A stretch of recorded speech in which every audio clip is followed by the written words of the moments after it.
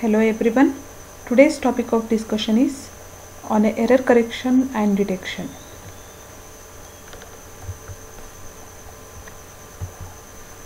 These are the contents in my slides. First one is introduction, single bit error, burst error, and last one is Hamming distance. Here you can find a OSI model layers or TCP/IP models. The first two or topmost two layers are missing when we consider the TCP/IP model, which are nothing but application and the transport layers are missing in this diagram.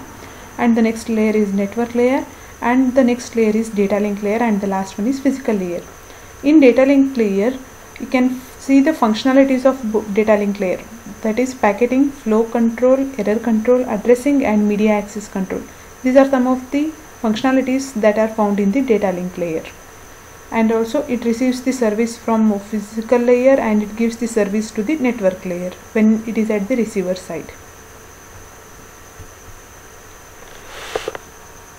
One of the mechanism that we are going to follow here is flow control and error control. Here we are going to study the functionality of error control mechanism of the data link layer. Data can be corrupted during transmission, and whatever the data we send, it may be received in the corrupted format at the receiver side. Some applications require that errors can be detected and they can be corrected. So we have some applications where we need to detect the errors and we need to correct them which occur during the transmission of data. So we'll discuss some of the issues related directly or indirectly in the error detection and correction mechanisms. There are two types of errors. One is single bit error and one more is burst error. What is the single bit error? There is only one bit in the data that has been changed. That is, we have sent the data in the format of binary, that is in the binary format, and during transmission only one bit of data has been changed. Then it is called as a single bit error. We can see that in this diagram the sent bits are multiples of zeros followed by 1 and 0. During transmission, this 0 has been changed to 1. So only one bit has been changed during the transmission. At the receiver side, whatever the data was sent, among that the fifth bit has been changed from 0 to 1. So this kind of error is called as single bit error. In case of burst error, two or more bits have been changed during the transmission. This is also shown in this diagram. There is a sent message and there is a received message. The bits which are changed during transmission, they are represented with blue colors. The sent bit is 0 and it has been changed to 1, and here also it is 0 and it has been changed to 1. Again you can find the same thing here, and these changed bits, they are called as corrupted bits. And if it is a burst error, if one bit changes from 0 to 1 and the one more bit changes from 1 to 0, these cannot be detected. That is, if there are two bits, they change simultaneously from 1 to 0 and 0 to 1, those kind of errors cannot be detected. And to detect the errors, that is during transmission whether the error has occurred or no, to detect that we are going to add some extra bits to the data what we are going to send, and those extra bits are called as redundant bits, and they are been attached along with the data. Here we have a structure of encoder and decoder. At the sender side, you are going to encode the data, and at the receiver side, decoding has been done. You have a message and you have a generator. The functionality of the generator is it is going to produce the redundant bits, and those redundant bits and along with the message, they are being encoded, and message and the redundant bits, they are sent through an unreliable transmission media. It is an unreliable transmission media, so it is prone to errors, and more number of errors occur during the transmission. If it is a reliable transmission, then there is going to be a less error. At the receiver side, the received information, it will be sent to a checker. Checker checks for errors in the data what it has been received. If the error is found, then it is going to discard the data, Otherwise, if it is a correct, then it will be given to the receiver.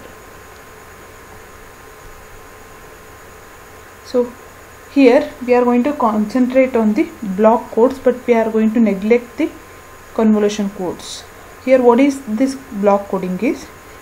In block coding, it's if you have n bits in a block of n bits, so it's going to convert m bits. M is the data what we have sent, and n is the data which the receiver is going to receive, because extra redundant bits are added along with the data. So always the received data length is more than the sender data length. Here you can find the coding. In case of coding, we are going to process of adding redundancy for error detection or correction.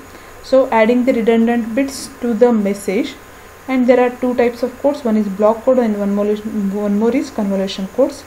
In block codes, we divide the data to be sent into set of blocks. If we have a large amount of data, we are going to divide them into a small blocks, and to these small blocks we are going to use the generator to generate the extra redundant bits, and they have been attached to the original message, and it is called as memoryless because no information is saved during the transmission in case of block codes. In case of convolution codes, we have a large amount of data, and that amount is not divided into any parts. It is considered as a single message and single and continuous message, and that will be sent across the network. So here you have treats data as a series of bits and computes a code over a continuous series. The code computed for a set of bits depend upon the current and the previous output, and in case of block codes, they are independent of each other.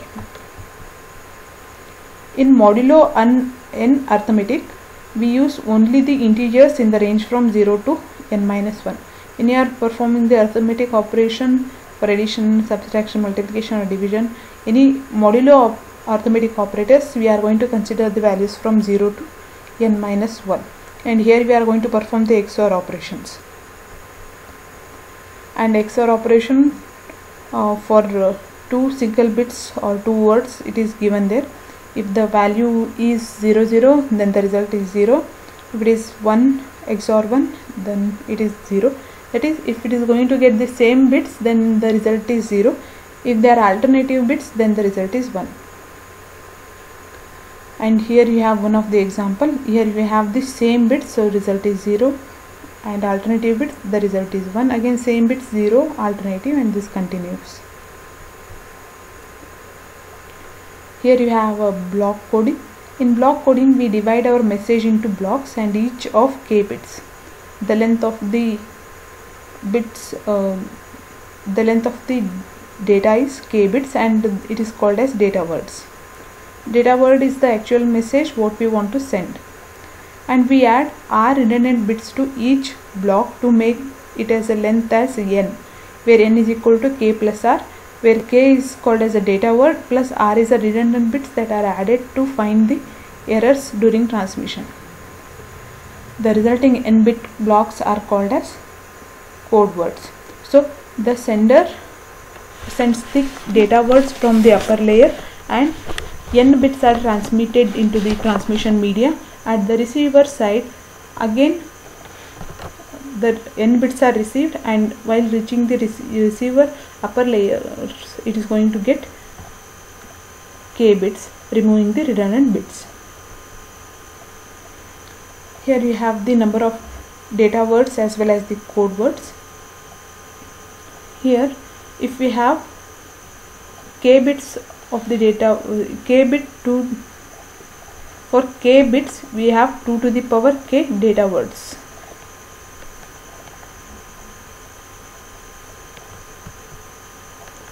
Here you can find the block encoding scheme, and the data word what you have sent is of 4 bit, and the code word is 5 bits, because one extra redundant bit has been added to the data. So here k value is 4, r value is 1, and n value is 5.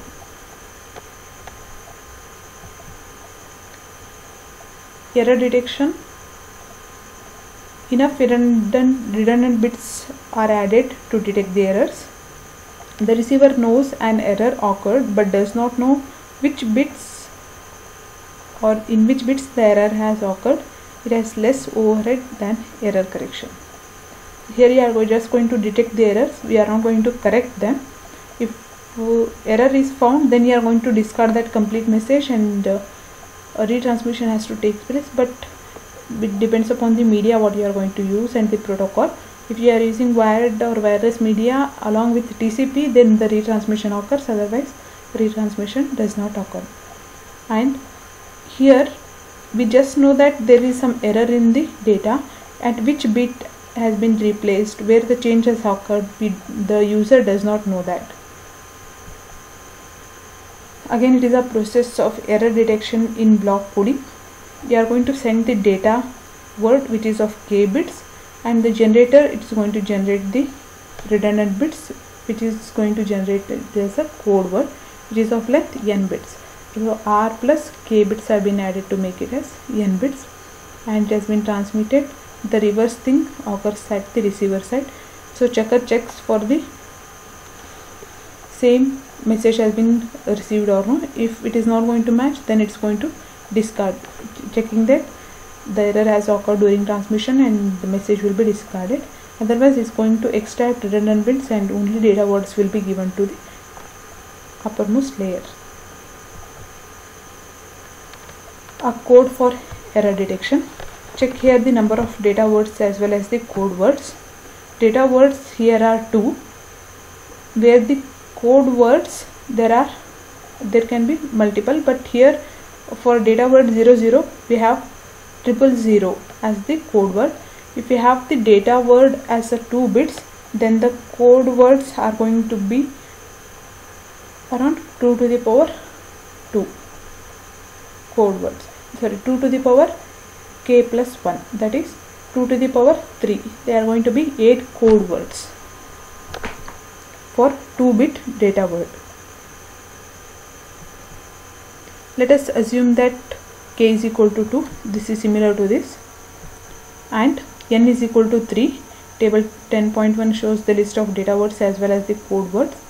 We will see how to derive a code word from a data word. Assume that a sender, there is an example here. This is like a assumption. Assume that the sender encodes the data word 01 as 011. 01 has been encoded as 011 and send it to the receiver. Consider the following cases, and the first scenario is the receiver receives 011. If the receiver receives 011 as the code word, then it is going to look into the table, and if you have the code word, what is the approximate data word for that? Here for 011 we have the exact value as 01, so it's going to detect the data word as 0001, which means that error has not occurred during the transmission. The second case is the data word is corrupted during transmission and 111 is received. In this example, code word received is 1, 1 and 1. So whether it has to accept or whether it is easy to find the data word for 111, there are two things might have happened. For 111 case, here we can check here as this 0 bit may be changed to 1, or the data word may be 01. Here it can be 111 where the second bit may be changed, or 110. There are 3 cases of data words and it is difficult to find what is the exact data word. So this is not a valid code word and it's going to discard that. And the third one is the code word is corrupted during transmission and 000 is received, and the code word received is 000,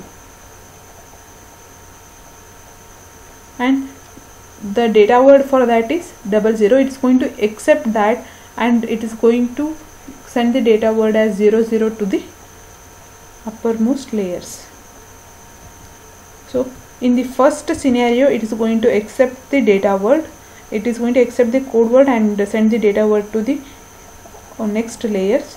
In second case it's going to discard them, and in third case again it's going to detect it, but it's going to detect the wrong data word.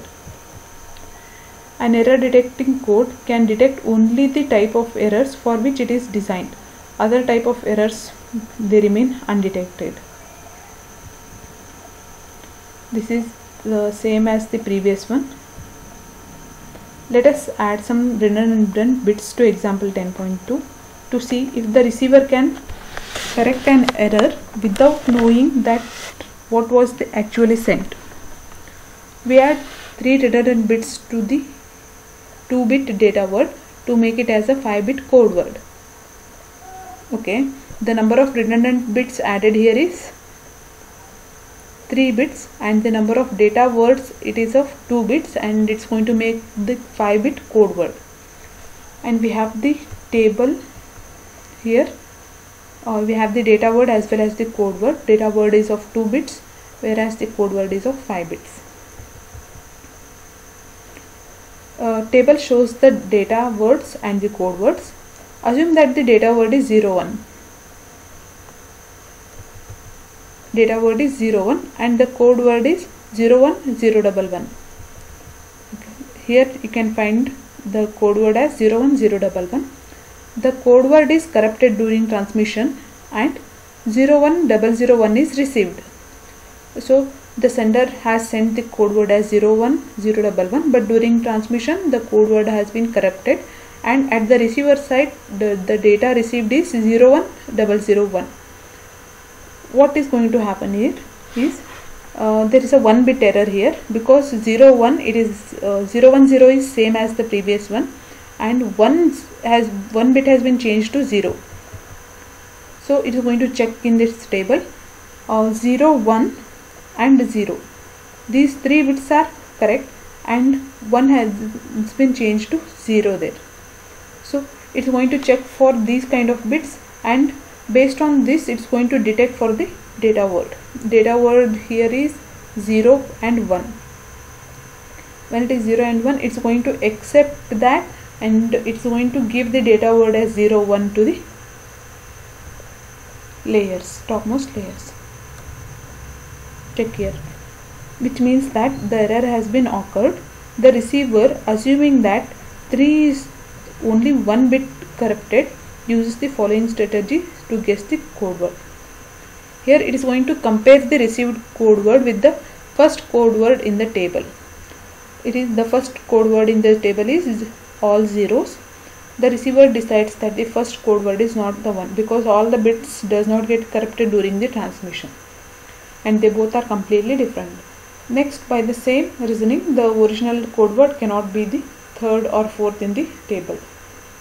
Just go through that, and the original code word must be the second one, because there is only 1 bit error during the transmission, and based on comparison you can just guess that what is the correct data word. If the receiver receives 01001, what is the original data word? 01001, which is here it is more accurate to the second code word. Next is about the Hamming distance. It is going to provide the distance between two words. It is the number of differences between the corresponding bits. So it is going to find the difference between the bits to find the distance. That distance is called as Hamming distance. So go through this. Here, what is the Hamming distance between two pair of words? The Hamming distance between it is mainly used to compare the distance between these two. Here you have 000 and 1011. If you perform the XOR operation to this, you are going to get the value as 11. So the Hamming distance here is 2. The difference between those two words, so it is a 2 here. And the Hamming distance between D10101 and 410 is 3, because 11 you are going to get the result as 1, result as 0, 01 you will get the result as 1, again 11 result is 0, 01 again the result is 1, and 1 0, and again the result is 1. We are going to get 3 ones after performing the XOR operation, so the distance here is 3. The minimum Hamming distance is the smallest Hamming distance between all possible pairs in a set of words. See, in this example we can find some set of words around 6 pair of words, and among all the 6 pair of words, which is the smallest value, that is going to be considered as a d-min value, that is the minimum Hamming distance. So we'll go with the first one. For 0 0 0 0 1 1 the distance is 2, and in all the cases the distance is 2. If we perform the XOR operation between those words, we'll get the final result as 2. So the minimum distance is considered as 2. Here the Hamming distance for multiple 6 words have been considered. First distance is 3, and second is also 3, third one is 4, and fourth one also we can find the distance as 4. But what is the smallest among all these values? It is 3. So the minimum Hamming distance is 3. To guarantee the detection of up to S errors in all cases, the minimum Hamming distance in the block code, it should be d-min is equal to S plus 1, where S is considered as number of errors. The minimum Hamming distance for our first code scheme, that is in is 2, and this code generates detection of only a single bit error. For example, if the third code word 101 is sent and one error occurs, the receiver code word does not match with any valid code word. If 2 errors occurs, however, the received code word may match with the valid code word, but error may not be detected. That is,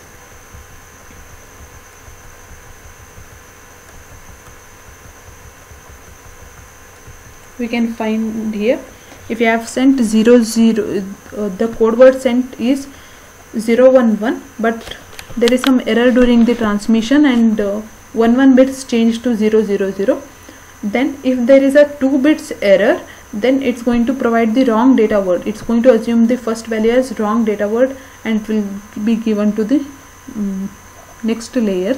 If it is a 1 bit error, then it can guess the correct data word at least.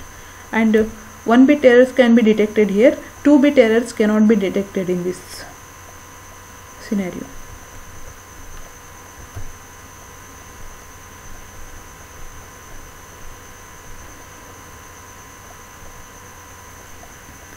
Here we should know how to find this d minimum value in error detection. Here S stands for number of errors, and we have a radius S. We can find X is considered as a valid code word and Y is the data word.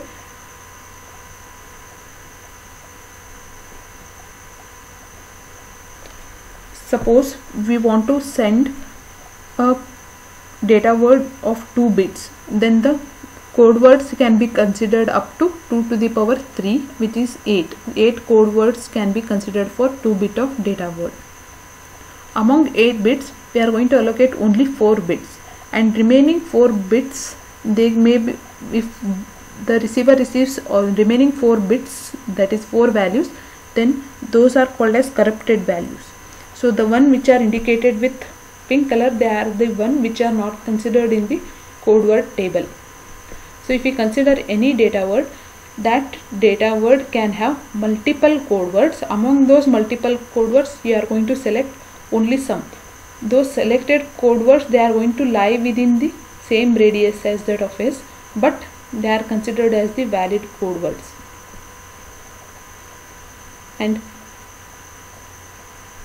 always with the minimum value, or it is going to be greater than corrupted values. If you consider 2 values, then we have a territory of X and territory of Y. Always the d minimum value should be greater than 2t value, where t is the radius value that need to be considered for both the code words as well as for the data words. To guarantee the correction of up to t errors, in all cases the minimum having distance in a block code, it should be like d minimum value should be 2 to t plus 1, where t is considered as the errors in all the cases. Thank you.